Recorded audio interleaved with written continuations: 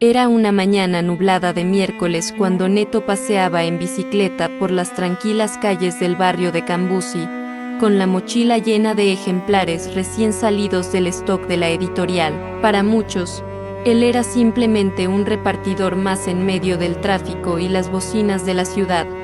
Pero dentro de esa mochila no solo había papel y tinta, había historias. Neto lo sabía, por eso, siempre que podía, leía unas cuantas páginas entre una entrega y otra, aprovechando los descansos en las plazas o a la sombra de un árbol. No lo hice por obligación, lo hice porque me encantó. Aunque nunca había escrito una sola línea, sentía una especie de intimidad con los libros que llevaba, como si cada uno de ellos tuviera su propio aliento, y eso, de alguna manera, le hizo sentir que era parte de algo más grande, incluso si nadie dentro de la editorial se daba cuenta de ello. Ese día, la entrega más lejana fue a una señora llamada Regina, en lo alto del APA. Fue una subida dura, pero a Neto le gustó ir allí.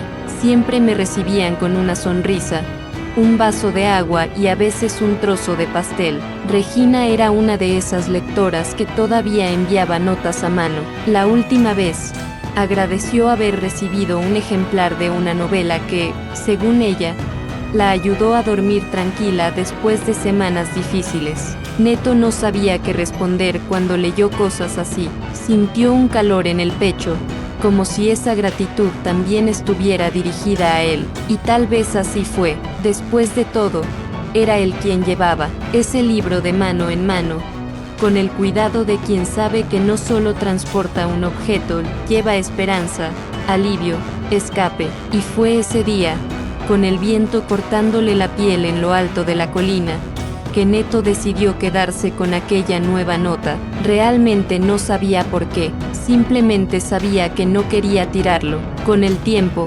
eso se convirtió en un hábito. Neto empezó a reservar parte de su mochila solo para guardar las notas, tarjetas y cartas que algunos lectores dejaban a los autores, o que escribían como forma de desahogarse, como si los libros fueran amigos íntimos. Lo leyó todo, a menudo más de una vez, tratando de imaginar el rostro detrás de la letra temblorosa, la emoción obvia. Guardaba los papeles en carpetas viejas en casa, organizándolos por barrio, por título, por tono del mensaje. No había ningún método científico, solo afecto. Para él, aquellos trozos de papel eran como ecos, voces que confirmaban lo que siempre había sentido, pero nunca había tenido el coraje de decir, en voz alta, que los libros cambiaban a las personas, y que tal vez, solo tal vez, él estaba en medio de esta transformación, aunque sus manos estaban sucias con la grasa de la cadena de la bicicleta. Dentro de la editorial nadie tenía idea de lo que Neto había estado coleccionando.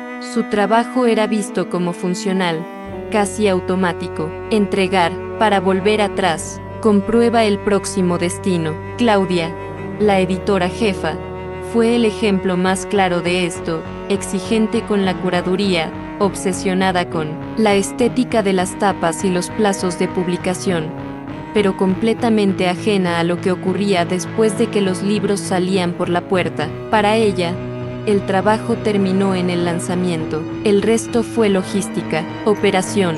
Neto incluso lo entendió.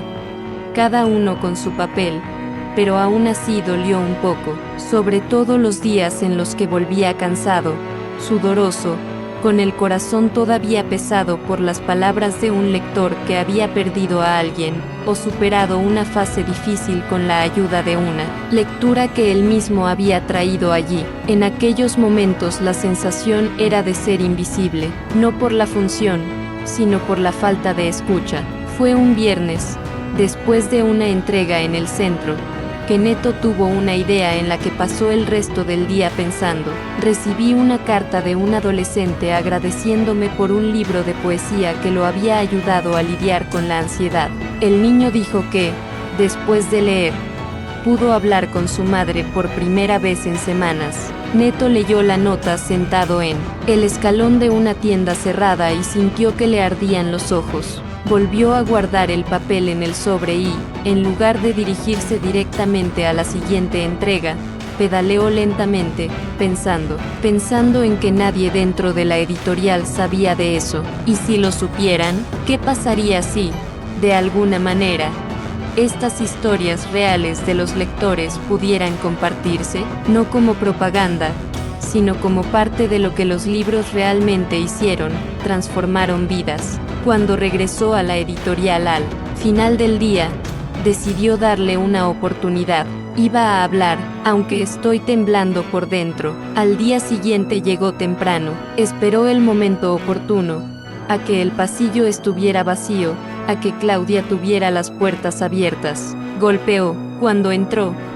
Trató de explicarlo. Dijo que había recibido algunas cartas, que había estado ahorrando, que pensaron que podían hacer algo con ello.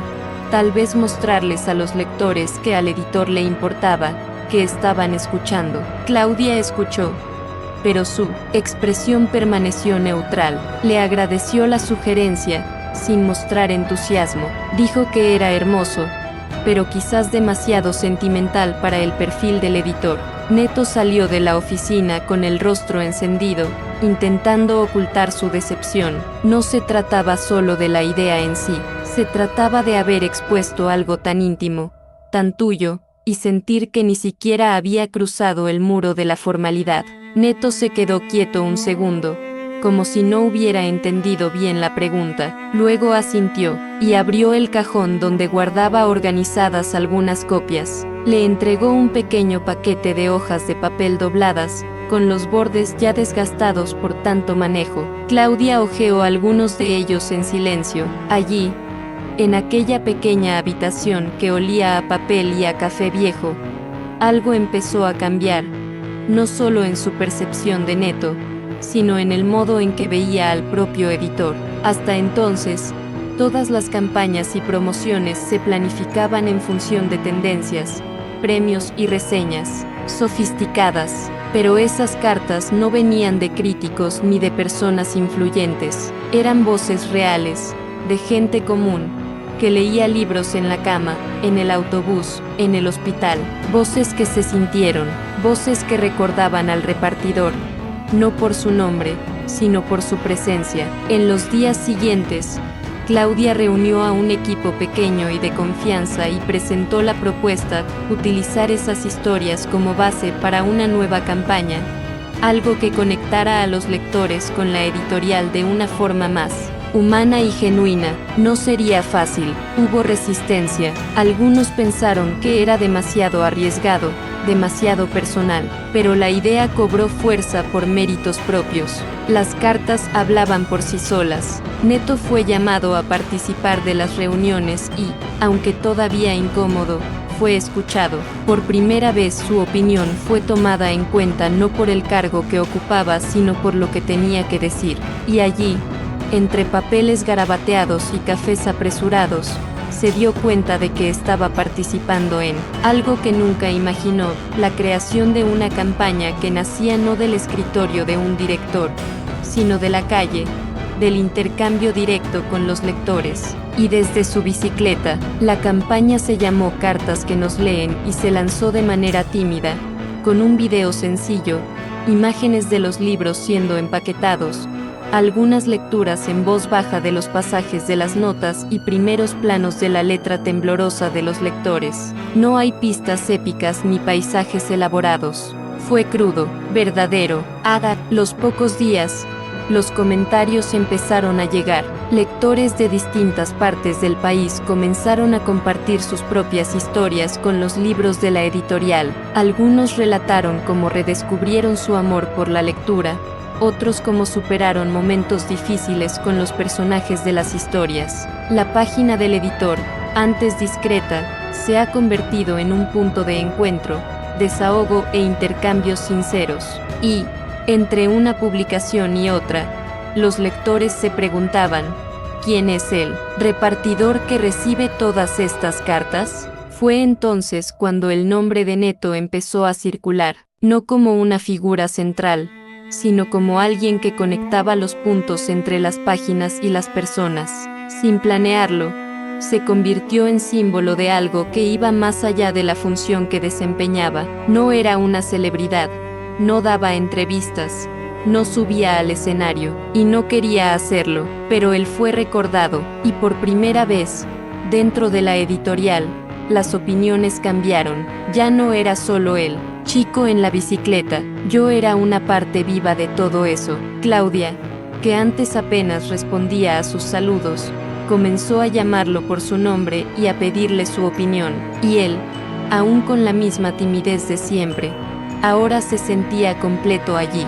Sabía que su escucha, su cuidado, su atención a lo que nadie más notaba, habían marcado una diferencia real. Meses después, la editorial fue invitada a participar de un evento nacional sobre innovación en el mercado editorial, y, entre los paneles sobre tecnología y marketing de alto rendimiento, se presentó la historia de la campaña Cartas que nos leen como ejemplo de conexión genuina con el público. Claudia subió al escenario a hablar, algo que hizo con maestría, pero fue al final de la presentación cuando sorprendió a todos al dedicar el mérito de la idea a una de nuestras profesionales más sensibles, que quizá nunca haya entrado en una sala creativa, pero que entiende a los lectores más que muchos editores capacitados. Él no dijo su nombre, pero quien conocía la historia, la entendía. Neto miraba todo desde lejos, en su móvil,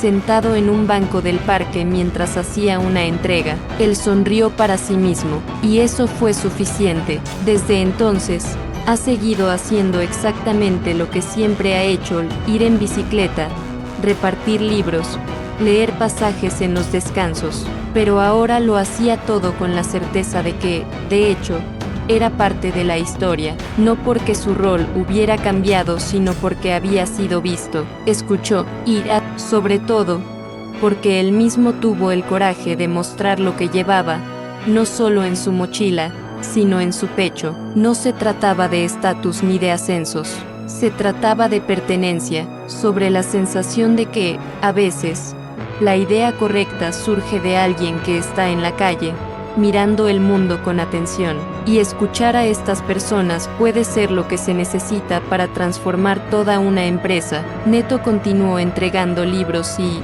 sin darse cuenta, también entregando significado, conexión, humanidad.